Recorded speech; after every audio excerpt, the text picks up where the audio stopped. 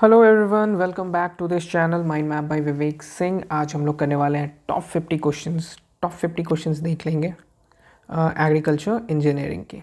ठीक है, देखो एग्रीकल्चर इंजीनियरिंग में ना आपको पता है बहुत वेग है, मगर तब भी अगर आप टॉप 100 क्वेश्चंस मैंने जो निकाले हैं ये क्वेश्चंस, उससे आपका 60-70% सिलेबस ज़रूर कंप्लीट हो जाएगा। हाँ, थोड़ा सा अगर आपको एक्सटेंसिव वे में पढ़ना है ना तो आपको एक बुक रिकमेंड करूँगा। जैसे आर के शर्मा है ना, आर के शर्मा में आपको थोड़ा मोड़ा उसमें जो है 15-20 पेजेस का एग्रीकल्चर इंजीनियरिंग है, वो बहुत अच्छा है। ठीक है, तो आप आर के शर्मा से एग्रीकल्चर इंजीनियरिंग ज़रूर देख लेना अगर आपको टाइम है आपके पास तो। ठीक है, और नहीं तो मैं जो भी इंपॉर्टेंट चीज़ें हैं आर के शर्मा में और दूसरे बुक्स में, ठीक है, उसको मैं एक जगह कंपाइल करके आपको बता ही देता हूँ। हाँ, या तो आप उसको विजय सीरीज़ में देख लोगे, और नहीं तो ऐसे ऐसे जो सीरीज़ आते हैं टॉप 50 क्वेश्चन, टॉप 60 क्वेश्चन, उसमें देख लोगे। तो मोस्ट प्रोबेबली ये सब क्वेश्चन जो मैं करवा रहा हूँ वो आप इवन आर के शर्मा भी कर रहे हो तब भी आप एक बार ज़रूर देख लेना, वो आपको बहुत ज़्यादा फ़ायदा करेगा। ठीक है, चलिए, तो सबसे पहले हम लोग टॉप 50 क्वेश्चंस में हम लोग पहले देखते हैं ट्रैक्टर के बारे में। ठीक है, तो देखिए ट्रैक्टर के बारे में ना एक क्वेश्चन आया था। हाँ, आपको कुछ पहले क्वेश्चन आया था 2015-14 के क्वेश्चन है। 2014 आप देख लो। हाँ, वहाँ पे क्वेश्चन था ना कि क्रॉलर ट्रैक्टर जो है ना वो कब बना, क्रॉलर ट्रैक्टर। ठीक है, क्रॉलर ट्रैक्टर कब बना, 1940 में बना। फिर एक क्वेश्चन था आपको 2017 के एएफओ में आप देखोगे, वहाँ पे एक था आपको पावर टिलर इंट्रोड्यूस कब हुआ, पावर टिलर। ठीक है, तो इसका आंसर है 1963। ठीक है, ऐसे ऐसे क्वेश्चंस आ रखे हैं। तो हम लोग क्या देखेंगे, ऐसे क्वेश्चंस में 3-4 चीज़ें और देख लेंगे क्योंकि may be there is a chance कि आगे आ सकता है। तो हम लोग देखेंगे व्हील ट्रैक्टर कब आया, व्हील ट्रैक्टर कब बनना स्टार्ट हुआ। तो देखो व्हील ट्रैक्टर जो है ना, नॉर्मल जो व्हील ट्रैक्टर जो मिलते हैं जो बाहर आप देख रहे होंगे नॉर्मल, क्रॉलर ट्रैक्टर आपको पता है क्या है, जैसे ये जो ट्रैक्टर है ना, ट्रैक्टर के जो व्हील्स हैं, चक्के हैं, उसमें ना चेन लगे होते हैं। ठीक है, हाँ, तो वो कहीं भी चढ़ जाता है, कहीं भी चढ़ जाएगा वो। ऐसे ऐसे अंडुलेटिंग टेरेन जो होता है ना, जो बहुत उबड़ खाबड़ रास्ते होते हैं, वहाँ भी वो चढ़ने के लिए बना रहता है। ठीक है, क्रॉलर ट्रैक्टर। और उसके बाद जो व्हील ट्रैक्टर, जो नॉर्मल ट्रैक्टर जो खेती में काम आते हैं और भी डिफरेंट डिफरेंट पर्पसेस में काम आते हैं, वो 1914 में आया, इंट्रोड्यूस हुआ। ठीक है, इंडिया की बात करें कि इंडिया में कब आया, हाँ ये भी पूछ सकता है। तो इंडिया में मैन्युफैक्चरिंग होने लगा 1960-61 में। ठीक है, ये आपको ध्यान देने वाली बात है। हाँ, तो यहाँ पे हम लोग क्या क्या सीखें ट्रैक्टर के बारे में, 3-4 चीज़ें 5 चीज़ें देखें। उसके बाद ट्रैक्टर का सबसे इम्पॉर्टेंट एक और चीज़ है इसका प्रेशर। ठीक है, प्रेशर देखा जाता है रियर व्हील में। ठीक है, रियर व्हील मतलब पीछे वाला। जैसे एक ट्रैक्टर है, कैसे हम बनाए, एक ट्रैक्टर मान लो हम लोग बना लिए, तो ये चक्का हुआ और ये चक्का, 2 चक्का होता है। ठीक है, तो ये जो होता है ना रियल पीछे वाला, उसका जो प्रेशर रहता है वो होता है 0.8 से 15 kg पर सेंटीमीटर स्क्वायर, इसका टायर का प्रेशर जो होता है। और अगर फ्रंट व्हील की बात करें तो 1.5 से 2.5 kg सेंटीमीटर पर सेंटीमीटर स्क्वायर। ठीक है, तो ये आपको ध्यान रखने वाली चीज़ें हैं, इसको आप ज़रूर देख लेना। ठीक है, एक और चीज़ इंपॉर्टेंट जो मुझे दिखा, एक था BARNELL, बार्नेल। ठीक है, तो ठीक है, बार्नेल हार्डनेस टेस्ट। ठीक है, तो बोला जाएगा कि बार्नेल हार्डनेस टेस्ट किस चीज़ के लिए यूज़ होता है, may B there is a question आ सकता है। तो ये जो एग्रीकल्चर इम्प्लीमेंट्स, एग्रीकल्चर जो इम्प्लीमेंट्स होता है ना, इक्विपमेंट्स, हाँ एग्रीकल्चर इक्विपमेंट्स, हाँ उसके हार्डनेस को टेस्ट करने के लिए ये बार्नेल हार्डनेस टेस्ट होता है। ठीक है, तो इसको भी देख लेना, इट इज़ ऑल्सो इम्पॉर्टेंट। हाँ, नेक्स्ट हम लोग आगे बढ़ते हैं। नेक्स्ट हम लोग देखेंगे इंजन के बारे में। हाँ, इंजन से भी क्वेश्चन आ रखे हैं इसलिए इंजन देख लेंगे। इंजन देखो 2 प्रकार का होता है। हाँ, इंजन होता है, एक होता है एक्सटर्नल कंबशन, हाँ एक्सटर्नल कंबशन, और एक होता है इंटरनल कंबशन। इंटरनल कंबशन, तो ये जो एक्सटर्नल कंबशन है वो बाहर कंबश करता है। हाँ, और इंटरनल कंबशन जो है मेन जो होता है, इंटरनल कंबशन को आईसी भी बोला जाता है, internal combustion IC engine. IC engine ही पूछा जाता है एग्जाम में। हाँ, तो आईसी इंजन में क्या है, आईसी इंजन 2 प्रकार का होता है। आपको पता ही होगा, एक होता है पेट्रोल इंजन और एक होता है डीजल इंजन। हाँ, आप देखे होगे जैसे गाड़ी वाड़ी जब होता हो, गाड़ी किसी के घर में होगा तो वो बोला जाएगा कि ये तो पेट्रोल गाड़ी है, बहुत गाड़ी होता है डीजल का गाड़ी रहता है, ठीक है। तो दो तरह का इंजन होता है, पेट्रोल इंजन और डीजल इंजन। देखो पेट्रोल इंजन जो होता है ना, उसको उसका 2-3 और नाम है, ठीक है। जैसे ऑटो इंजन भी बोला जाता है, फिर आप इसको स्पार्क इग्निशन इंजन भी बोल सकते हो, स्पार्क इग्निशन इंजन, ठीक है। डीजल इंजन को बस यही नाम से बोला जाता है। इसका मेन इंपॉर्टेंट चीज़ जो है, जो चीज़ आपको देखना चाहिए और जो चीज़ बहुत इंपॉर्टेंट है, ये है कि पेट्रोल इंजन जो है ना, वो कांस्टेंट वॉल्यूम कंबशन, ये कांस्टेंट वॉल्यूम कंबशन इंजन होता है। और ये जो होता है डीजल इंजन जो होता है, वो होता है कांस्टेंट प्रेशर कंबशन, ठीक है। और डीजल इंजन जो है वो कांस्टेंट प्रेशर कंबशन इंजन होता है, ठीक है। ये इंपॉर्टेंट है, ये चीज़ें ज़रूर देख लेना। अब इसमें कुछ डिफरेंसेस रहते हैं, वो हम लोग डिफरेंसेस को देख लेंगे, ठीक है। जैसे इसका जो कंप्रेशन रेशियो एक होता है, ठीक है। क्या होता है? Compression ratio. कंप्रेशन रेशियो होता है 5:1 से 8:1 तक, हाँ। और अगर कंप्रेशन रेशियो डीजल इंजन की बात करें हम लोग, हाँ, कंप्रेशन रेशियो डीजल इंजन की बात करें तो ये होता है 14:1 से 22:1, ठीक है, इतना रहता है। फिर आपको ये तो हो गया कंप्रेशन रेशियो की बात। एक होता है कंप्रेशन प्रेशर, ठीक है। फिर होता है कंप्रेशन प्रेशर, उसमें भी आप देखोगे कि कंप्रेशन प्रेशर जो होता है वो 10 kg/cm², और इधर कंप्रेशन प्रेशर जो होता है डीजल इंजन का, वो आपको रहेगा 35 से 40 kg/cm², ठीक है। ये जो है ये कंप्रेशन प्रेशर 260 डिग्री सेल्सियस पे बनाता है, और ये जो कंप्रेशन प्रेशर है डीजल इंजन का, वो होता है 500 डिग्री सेल्सियस पे। ये कुछ मेजर डिफरेंसेस जो आपको दिख रहा होगा, ठीक है। और एक चीज़ आपको याद रखना होगा कि ये जो पेट्रोल इंजन है ना, उसमें एयर फ्यूल मिक्सचर जो होता है ना, उसका रैपिड एक्सप्लोशन होता है, ठीक है। हम लोग लिख लेंगे उसको, rapid explosion of air fuel mixture, ठीक है। रैपिड एक्सप्लोजन होता है। और वहीं पे यहाँ पे हम लोग बात करें डीजल इंजन की, तो डीजल इंजन में स्लो बर्निंग होता है, ठीक है, स्लो बर्निंग होता है, ठीक है। चलिए, ये तो ठीक है, इतना तो देख लिया। फिर कुछ हम लोग देख लेंगे ट्रैक। एक होता है, पता है क्या होता है? एक होता है स्ट्रोक बोर रेशियो। क्या होता है? स्ट्रोक बोर रेशियो, हाँ। क्या होता है? Stroke bore ratio. तो स्ट्रोक बोर रेशियो जो है वो ट्रैक्टर का जो होता है वो आपको 1.25 होता है, ये इंपॉर्टेंट हो सकता है, ठीक है। फिर आपको एयर फ्यूल रेशियो जो होता है, एयर फ्यूल रेशियो, हाँ। फिर हम लोग बात करेंगे एयर फ्यूल रेशियो का, ठीक है। ये पेट्रोल इंजन की बात कर रहे हैं हम लोग, हाँ। तो एयर फ्यूल रेशियो जो होता है पेट्रोल इंजन का, वो होता है 15:1।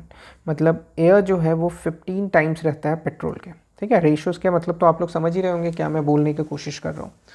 चलिए, नेक्स्ट हम लोग बात करेंगे कुछ और इम्पॉर्टेंट चीज़ों का। जैसे विंड मिल जो होता है ना, आपने देखा है विंड मिल? बहुत रेयर साउथ के लोग जो होंगे वो देखते होंगे विंड मिल, वो उधर रहता है ज़्यादा। तो विंड मिल के लिए सूटेबल विंड स्पीड चाहिए होता है, हाँ। तो विंड स्पीड कितना सूटेबल होता है विंड मिल के लिए? तो वो होगा आपको 10 से 15 km/h। 10 से 15 किलोमीटर विंड स्पीड अगर है तो it's very good for a wind mill, ठीक है। विंड मिल क्या होता है कि विंड मिल जो होता है वो आप मे बी मूवीज़ या कहीं पे देखे होंगे, ऐसे करके होता है विंड मिल, हाँ।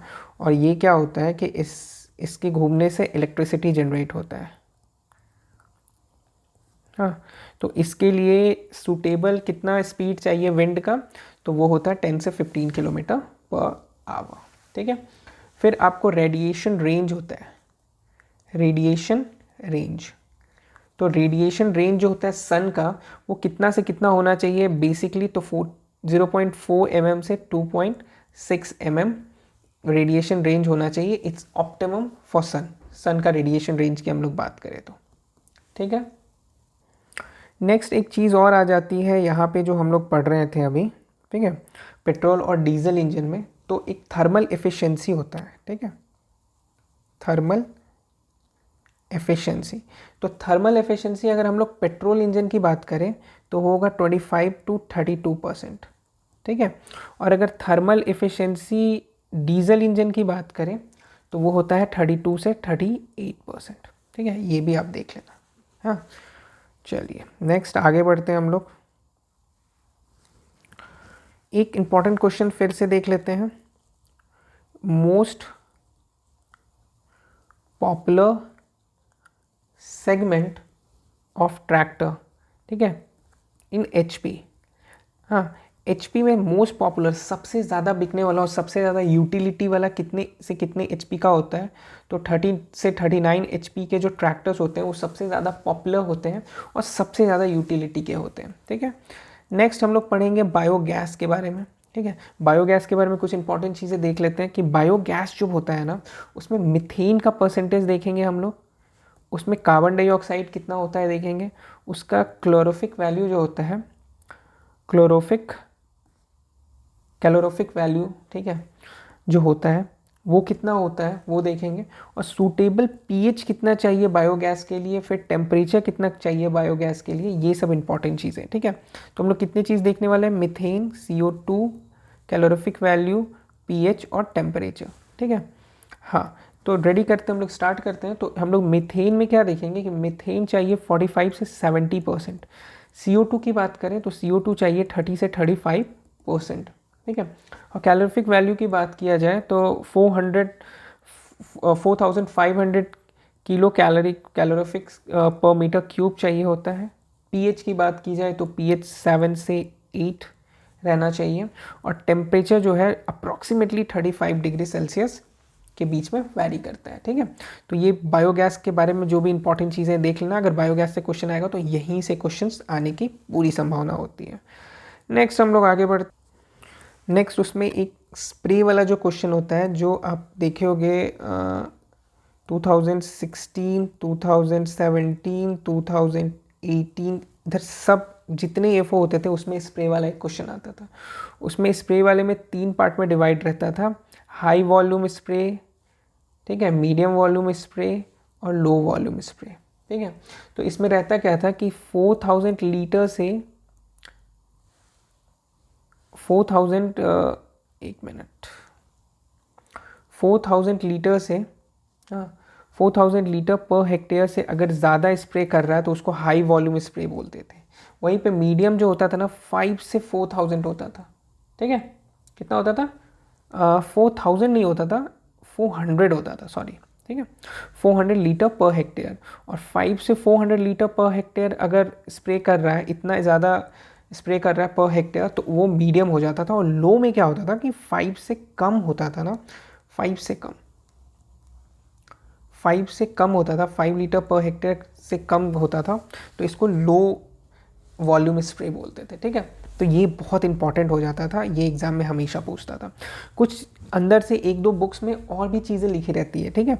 तो जैसे ये जो लो वॉल्यूम स्प्रे है ना, उसमें आपको मीडियम वॉल्यूम स्प्रे के अंदर कुछ चीज़ों को और बाइफर्केट किया रहता है कि अगर हम लोग एरियल डोज देते हैं, ठीक है, एरियल डोज हवा में डोज दे रहे हैं, एरियल डोज दे रहे हैं, जैसे किसी पाइप से या किसी पंप से, ठीक है, तो उसका इफ़िशेंसी रहता है 15 से 75 लीटर पर हेक्टेयर, ठीक है।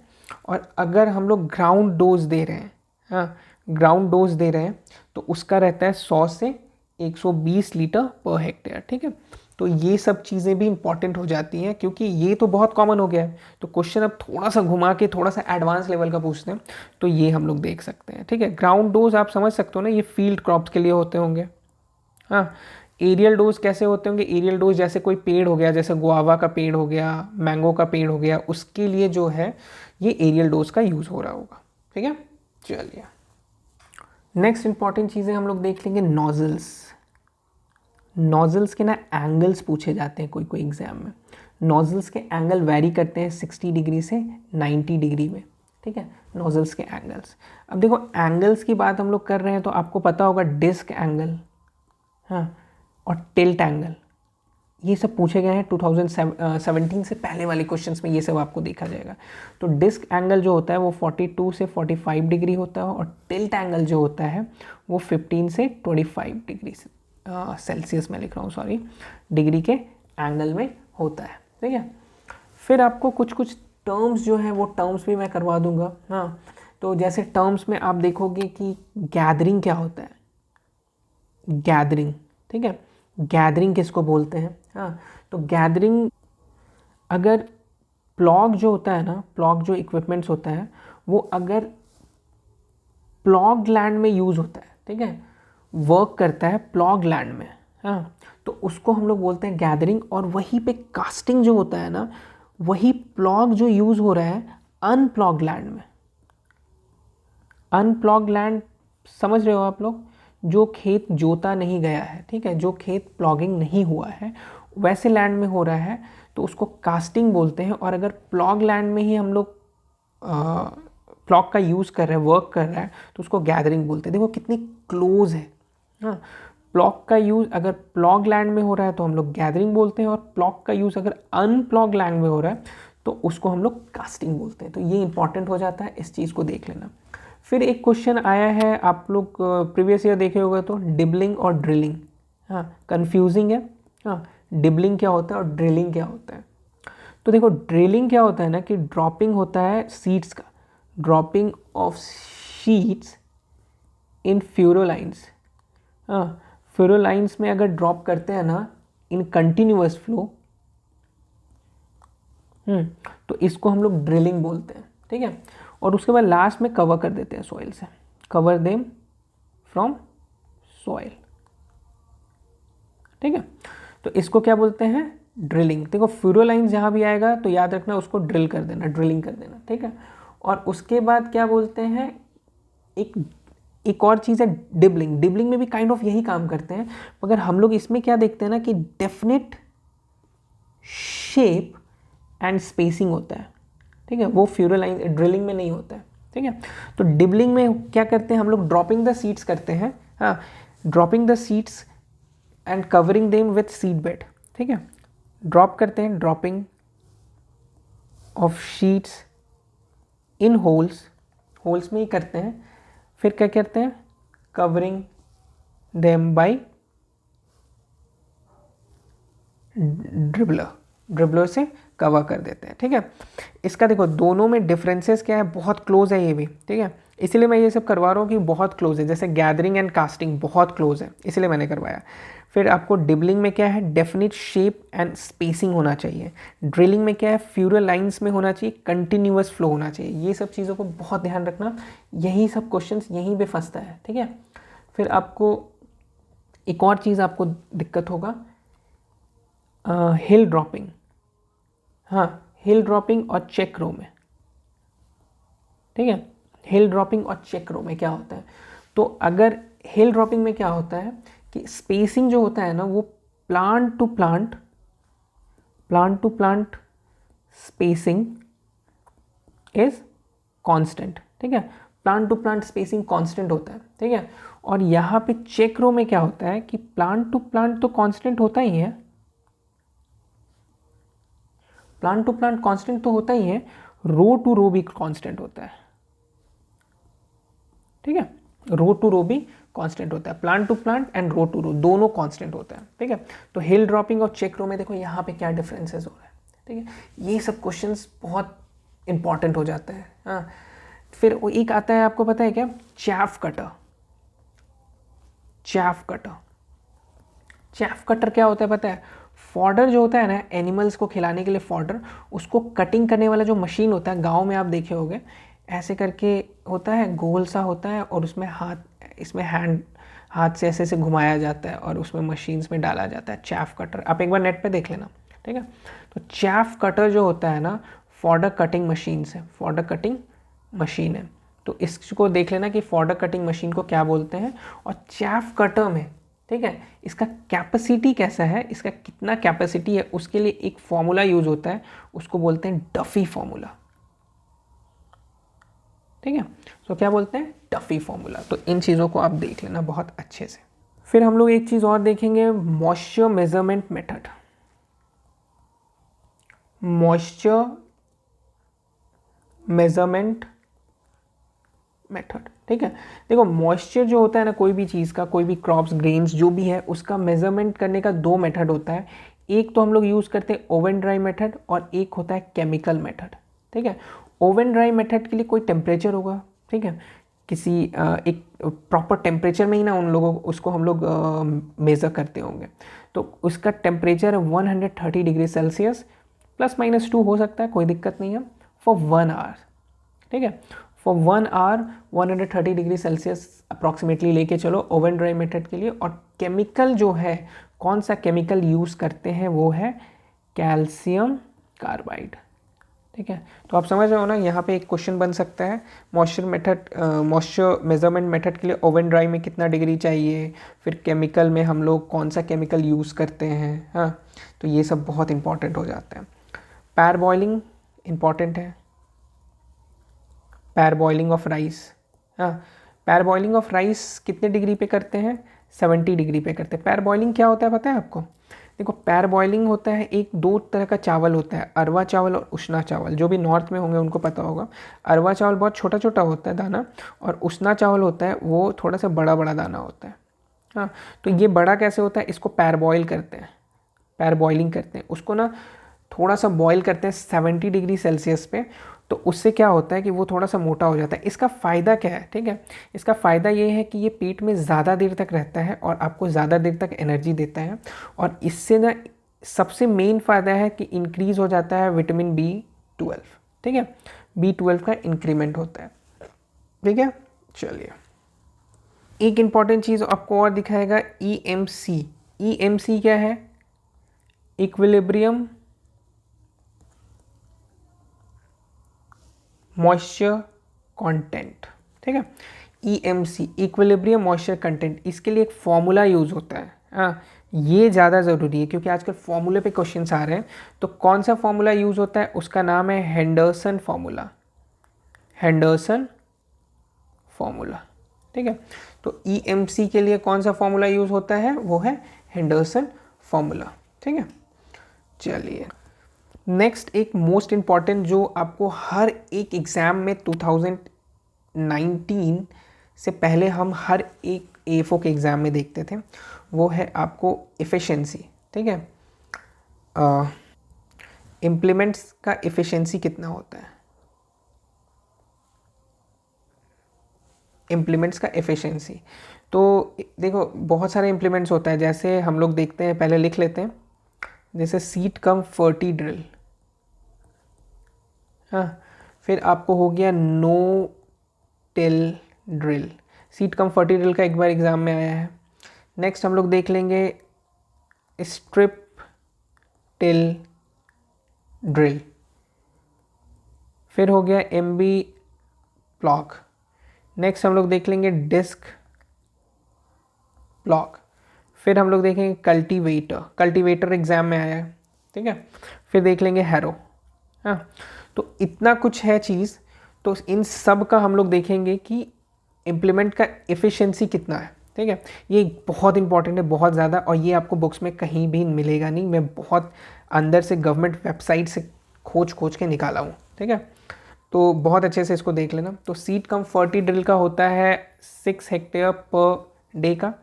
पर डे आपको पता है पर डे 8 आवर का होता है। ठीक है, 8 आवर से ज़्यादा इम्प्लीमेंट को यूज़ करते हैं, आप कर सकते हो, पर एक जो गवर्नमेंट नॉर्म्स, एक जो नॉर्म्स बनाते हैं कोई मशीन्स के लिए, तो वो 8 आवर्स ही है। ठीक है, नेक्स्ट हम लोग देखेंगे no till drill. No till drill कितना है? 6 हेक्टेयर पर डे, ये भी है। स्ट्रिप टिल ड्रिल 2 हेक्टेयर है पर डे। ठीक है, फिर MB प्लॉग। MB प्लॉग जो है वो 2.8 हेक्टेयर पर डे। नेक्स्ट होता है डिस्क प्लॉग। डिस्क प्लॉग भी है 2.8 हेक्टेयर पर डे। हाँ, कल्टीवेटर ये 2-3 बार एग्जाम में आया है, इसका है 3 से 4 हेक्टेयर पर डे। ठीक है, 3 से 4 हेक्टेयर। और हैरो जो होता है ना, ये भी एग्जाम में आया है, इसका भी है 3 से 4 हेक्टेयर पर डे। ठीक है, तो इसको बहुत अच्छे से देख लेना, ये बहुत खोज खोज के निकाला हूँ मैं। हाँ, तो ये देख लेना, ये बहुत इंपॉर्टेंट है। चलिए, थैंक यू सो मच। बहुत सारे क्वेश्चंस आज हो गए। और भी कुछ क्वेश्चंस, बहुत क्वेश्चंस बच भी गए हैं, ऐसा नहीं है कि सब क्वेश्चंस हो गए, तो उसको भी हम लोग करेंगे, फिर से एक नया वीडियोस लाएंगे हम लोग एग्रीकल्चर इंजीनियरिंग के लिए, टॉप 50 टॉप 60 क्वेश्चंस करेंगे उसमें भी, ठीक है। चलिए, thank you so much, bye bye.